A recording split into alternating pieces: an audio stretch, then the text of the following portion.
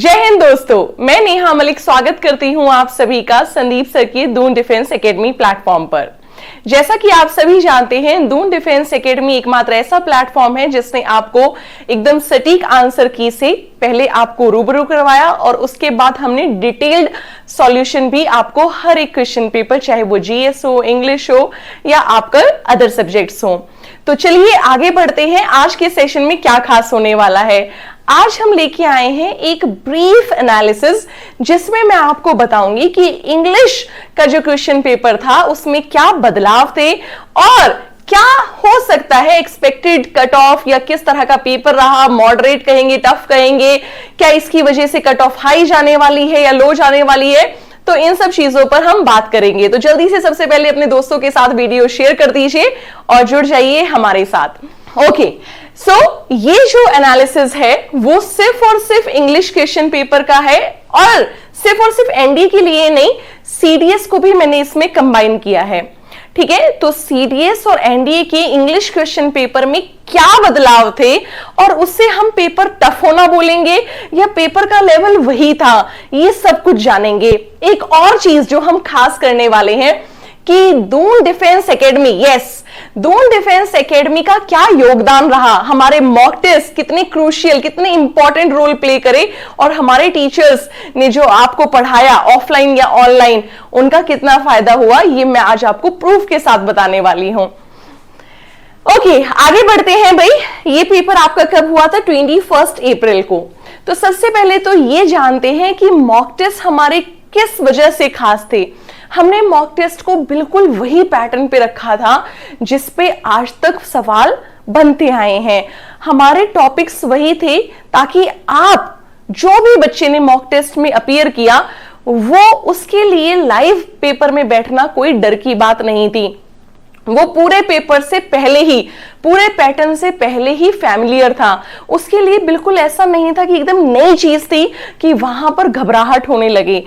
तो जिन बच्चों ने डेडिकेटेड रूप से मॉक टेस्ट दिए थे तो वो जरूर जानते होंगे कि उनके लिए पेपर टफ बिल्कुल भी नहीं था।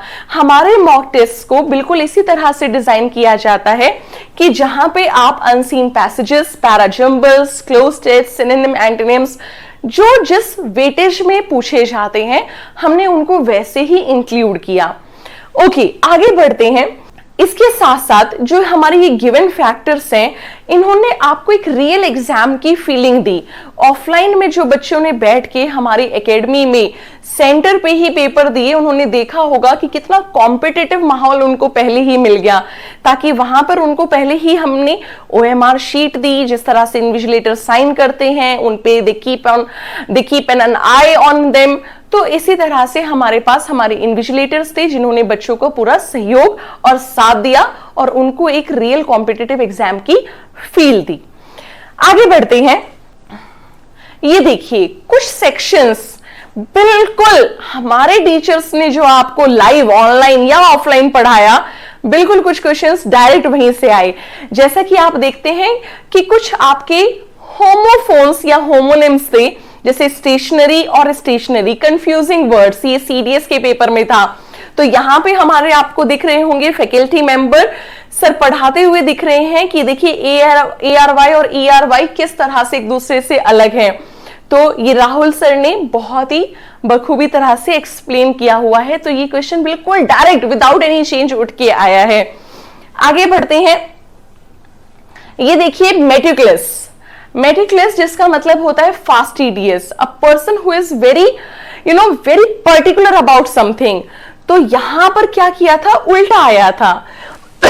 किस तरह से आया था कि फास्टिडियस का आंसर पूछा था, फास्टिडियस का सिनोनिम। और जब आपने मेटिकुलस का मीनिंग जाना होगा, जो आपको सर ने या मैम ने क्लास में बताया होगा, तो जब वहां पे फास्टिडियस आया होगा सामने, तो आपने ऑप्शंस में मेटिकुलस एकदम इजीली टिक कर दिया होगा।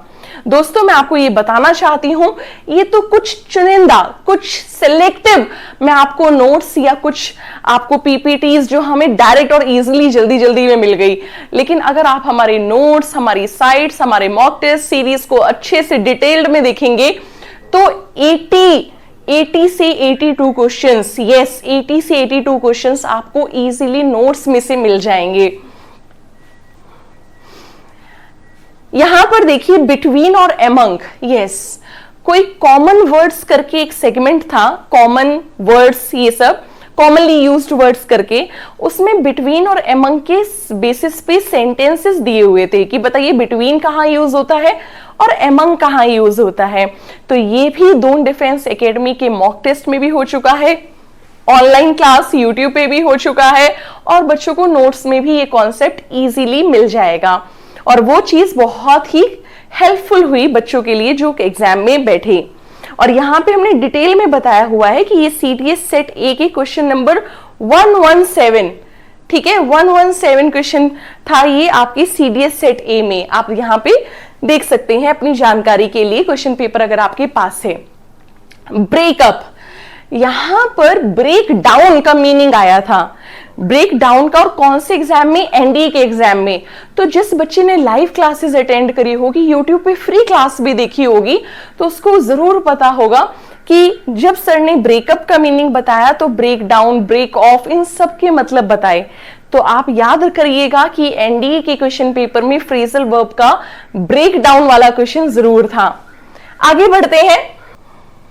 यस, फिर से देखिए ये भी एनडीए में था, ड्रॉप इन पूछा था, ठीक है। ड्रॉप इन क्या होता है कि जब हम किसी को कैजुअली विजिट करते हैं, कोई प्लान्ड नहीं होता हमारा, और हम कहीं और जा रहे हैं, अचानक से आया कि याद है इस रोड पे तो मेरा कोई दोस्त भी रहता है, उससे मिल लिए, तो उस प्रोसेस को कहा जाता है ड्रॉप इन। तो drop in, drop of, option में ड्रॉप ऑफ भी था, तो सर ने आपको बताया हुआ था कि drop of, drop out, drop in, ये सब क्या होते हैं।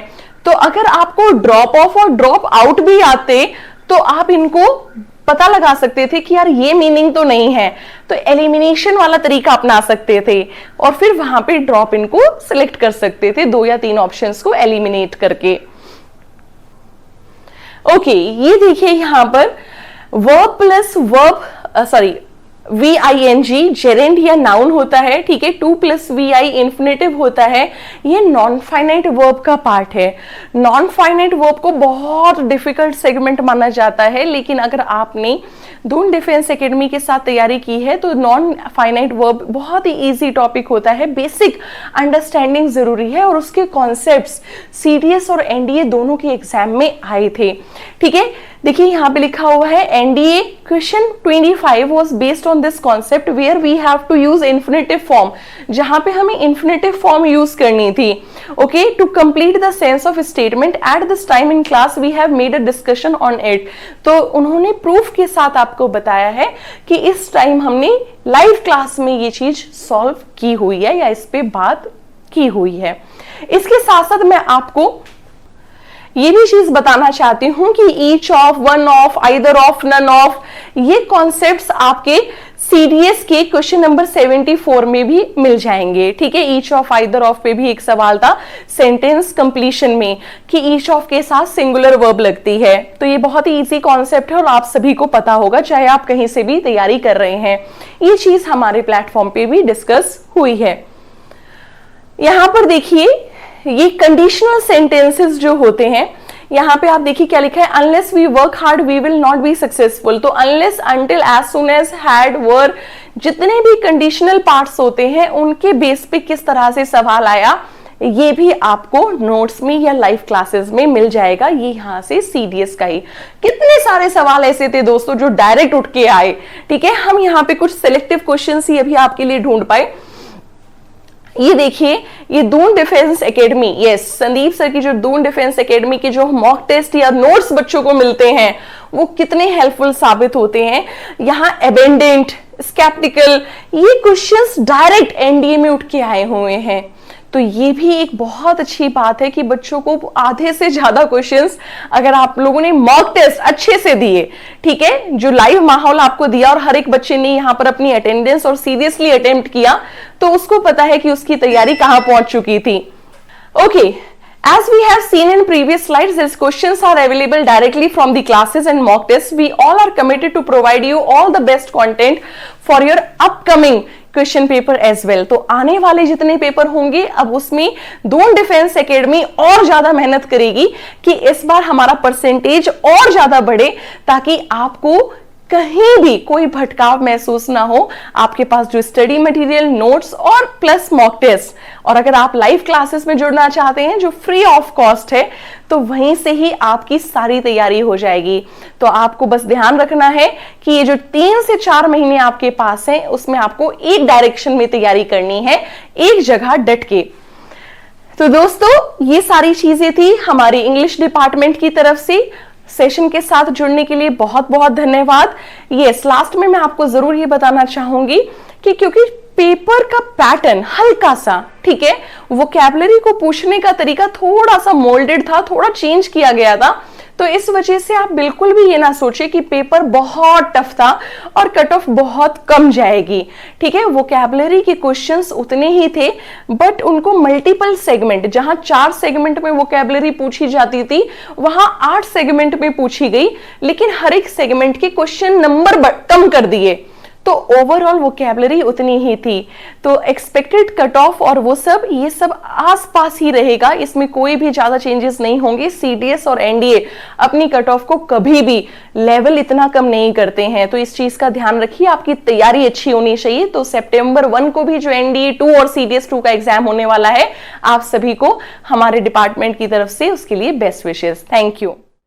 Kindly subscribe D-Day YouTube channel and don't forget to press bell icon.